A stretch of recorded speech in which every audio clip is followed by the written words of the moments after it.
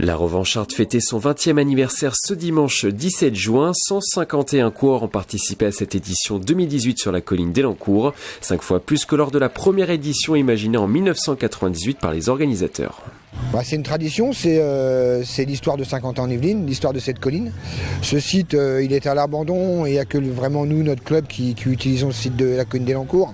Et quand on pense qu'il va y avoir les Jeux Olympiques, je pense qu'on a mis une petite pierre à l'édifice pour que les Jeux soient ici, quoi.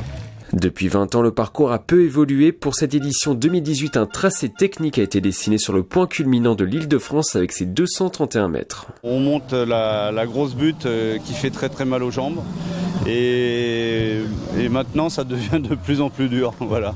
Parce qu'elle est très très raide et il y a pas du tout de on peut pas du tout récupérer, quoi. Donc c'est hyper dur, quoi.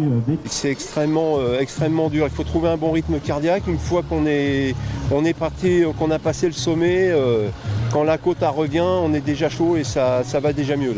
Au bout de l'effort, c'est Geoffroy Le Turc qui remporte cette 20e édition pour sa première participation à l'épreuve.